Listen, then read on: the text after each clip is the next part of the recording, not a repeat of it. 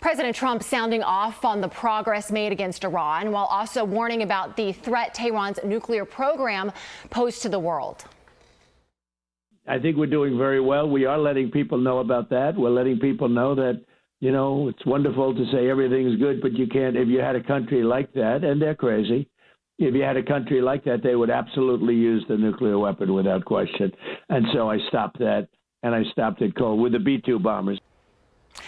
Joining me now to discuss this is former NSC Chief of Staff under President Trump, Alex Gray. Alex, great to see you this morning. You know, we're calling this economic D-Day on Iran, isolating them, putting them in the corner, ramping up the economic pressure and sanctions to an extent they've never experienced before. But let's be honest, Alex, sanctions against Iran are nothing new.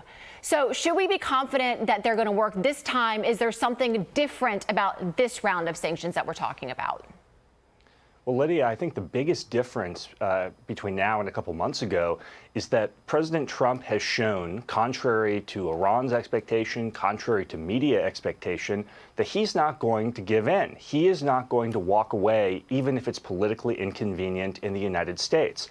And people continue to forget, because Iran's an authoritarian dictatorship, because they can absorb a lot of pain, that doesn't change the fact that the U.S. blockade is working. It is doing exactly what it was intended to do. It is putting enormous pressure on Iran's economy. And their out has always been the assumption, propagated by many in the U.S., that President Trump would just cut and run as he got closer to November. And he has absolutely refused to do that. And so I think, Lydia, what we're going to see is President Trump may hate conflict. He may be a person, I think, who genuinely values peace. But the one thing he values even more than that is U.S. interests. And he is not going to allow Iran to try and run out the clock on us for the very reasons he mentioned in the clip you just showed. I think you're absolutely right. You pointed out a number of great points there, Adam, and among them is that Iran's economy is absolutely in shambles. Inflation is skyrocketing. You have to wonder how much longer their economy can take this. Another point raised is by Treasury Secretary Scott Bessent. You know, he pointed out yesterday that this is also going to address other countries and businesses that are continuing to support Iran. They are now being put on notice. Let's listen to Scott Bessent, and we'll talk about it on the other side.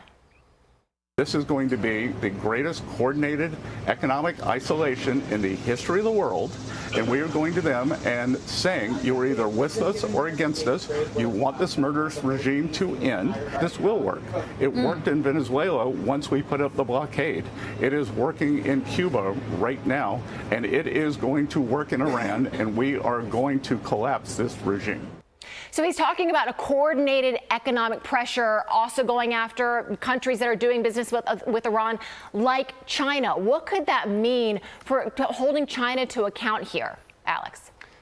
Yeah, Lydia, look, well, Scott Bessent's the best Treasury Secretary since Alexander Hamilton. He's incredibly good at this, and he's right.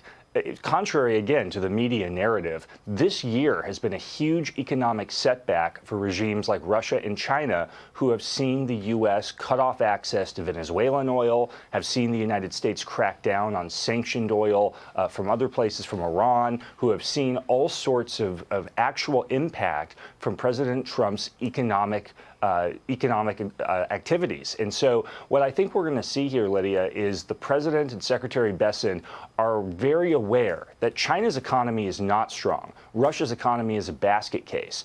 Doing what we did in Venezuela, where we are restricting access to outside flows of cheap oil, is going to have a very real impact. The Chinese know how fragile their economy and their regime actually are, and they do not want to get into a situation where President Trump has additional leverage over them going into these discussions that he's having with Xi Jinping in September. So I think the Chinese are going to be very sensitive to what happens coming out of Iran and coming out of Scott Bessent and President Trump's economic warfare.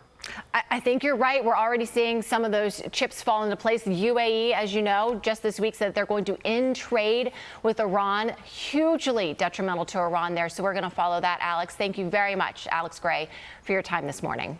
Be sure to like and subscribe for all the Fox News latest on YouTube and catch full shows streaming now on Fox One.